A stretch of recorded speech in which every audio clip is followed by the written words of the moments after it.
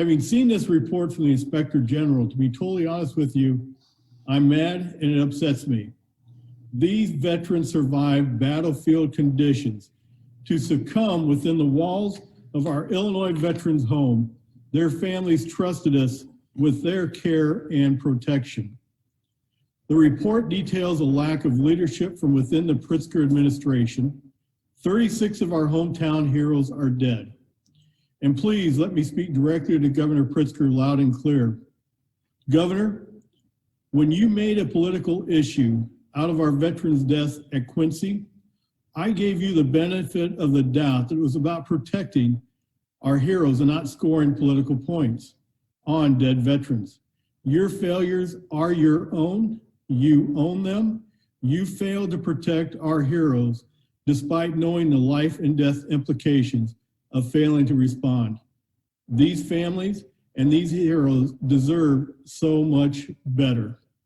Good afternoon. I'm State Representative Tom Demmer from Dixon. When we first heard what happened at the LaSalle Veterans Home, it quickly became apparent that it was one of the most tragic circumstances that we've come across during the course of this long and difficult pandemic. What was made it even more difficult, though, was the acknowledgement that this happened despite the knowledge that those most at risk for COVID, those most at risk for death from the coronavirus were folks who were over the age of 65 and folks who lived in long-term care or congregate living facilities.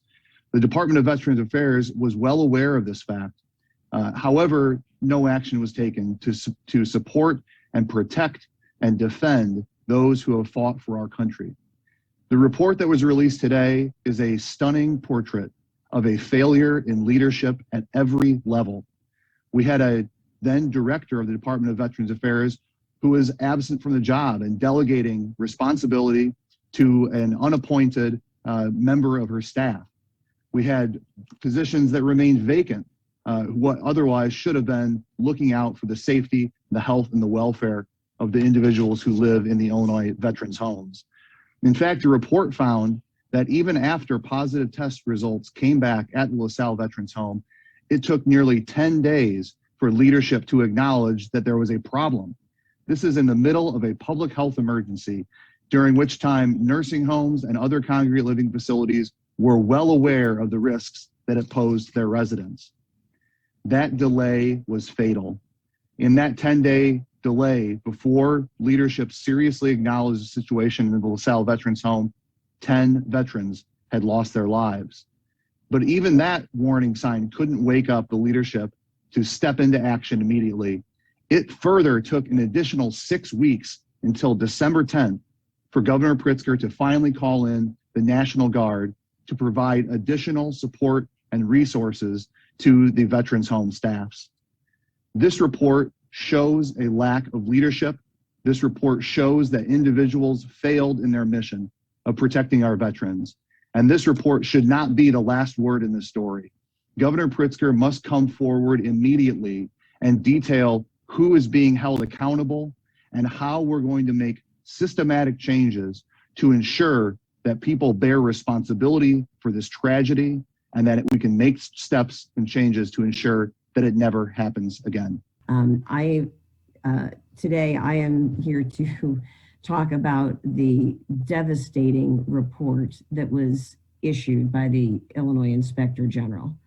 The report details in excruciating detail instances where staff were not trained, staff did not comply with even rudimentary protocols, such as making sure you weren't wearing the same dirty pair of gloves when you went from one patient to another, that staff were coming to work potentially COVID positive and having symptoms of COVID, and no one was stopping them from interacting with these vulnerable veterans.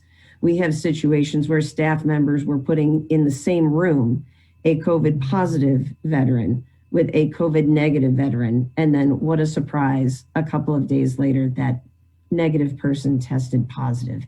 It's led to over 30 deaths. And to get this outbreak under control, they even had to call in the National Guard because the expertise at the homes level was simply not there, and because there was a failure to ask for resources. That is unacceptable, and this shows a complete failure of leadership all the way up to the governor's office.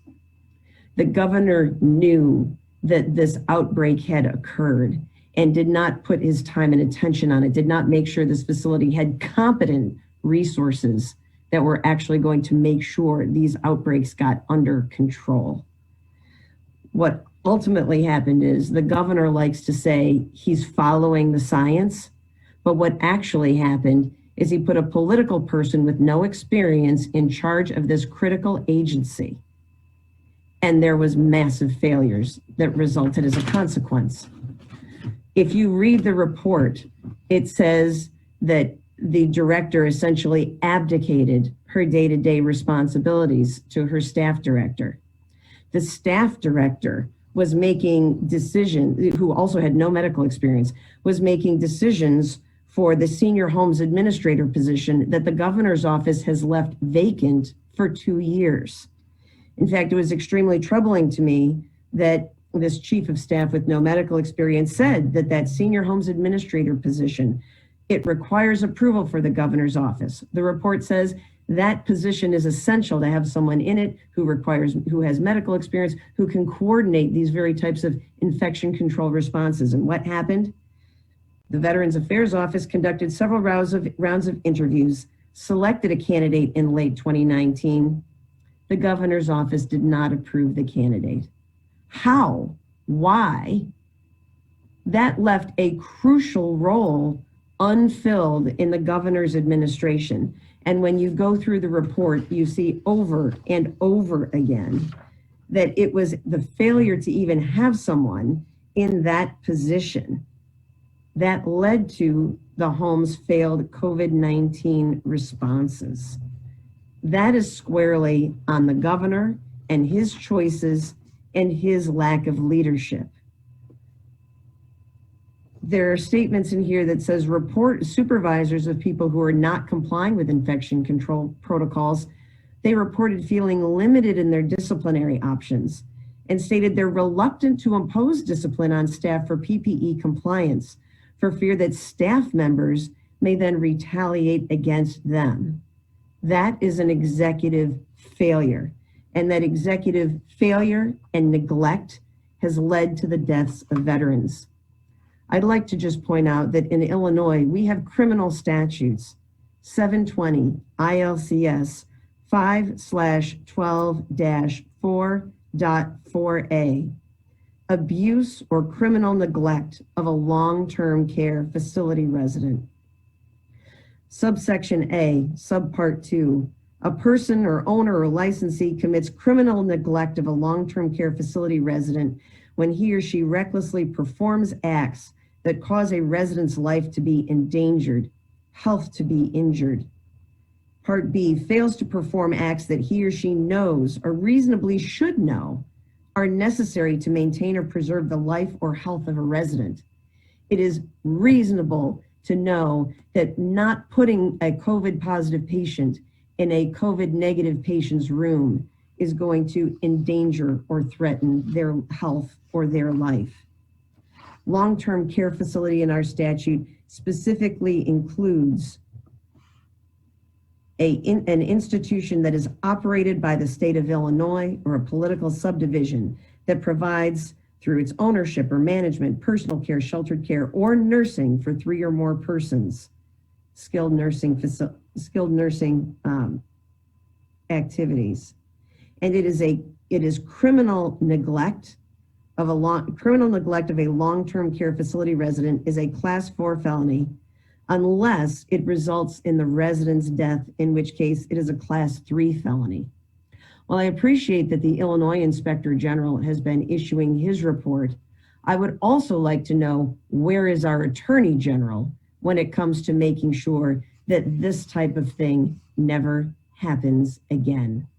I'd like to turn the floor over now to our leader, Jim Durkin. Thank you. Thank you, Representative Mazzocchi, Representative Swanson, and Representative Demmer. This is Jim Durkin. I'm the House Republican leader, 82nd District, Western Springs. Decades ago, President Harry Truman coined the famous phrase, "The buck stops here." That means responsibility cannot be passed on. You accept it. The true leaders of our nation have lived and governed by that mantra. Today, a damning and heartbreaking report was released regarding the LaSalle Veterans Home, a place for our heroes. As COVID-19 ran rampant through the LaSalle Veterans Home and his hand-picked agency director took a hands-off approach to managing the crisis, Governor Pritzker and his administration failed to lead and failed our veterans. The result, the tragic loss of 36 of our nation's heroes. Any positive COVID-19 test at any one of our state's veterans homes, even one, should have been a reason for the governor to take a very strong proactive role in the response. But this epic failure of leadership didn't start on November 1st when the first veteran tested positive. It started months earlier when the governor did not act to ensure that our state's veterans homes were prepared for the outbreak. This was a foreseeable scenario. One the agency knew they were deficient in back in 2019. As early as May of 2020, Governor Pritzker was raising concerns about a surge of corona cases in the fall. He said it was important that the state be prepared.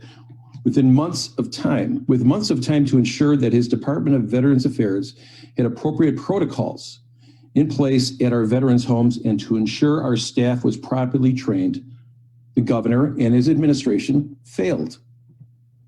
In November, when the first cases were reported in LaSalle, 10 months after the first COVID case in Illinois, the governor's lack of oversight and his agency's incompetence created this crisis.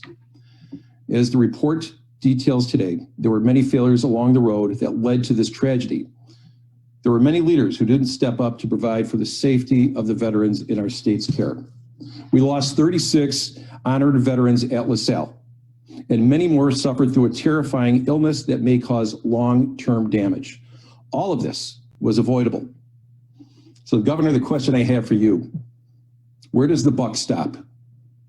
Now, I did some diligence today looking through the Veterans Affairs website, and while I kind of understood what exactly their role was, they have a section called Mission Statement. I pulled it up, and it's blank. Mission Statement is blank. That speaks volumes. Thanks for watching, and if you haven't already, please consider subscribing to our channel. And while you're at it, please leave us a comment. Thank you for watching.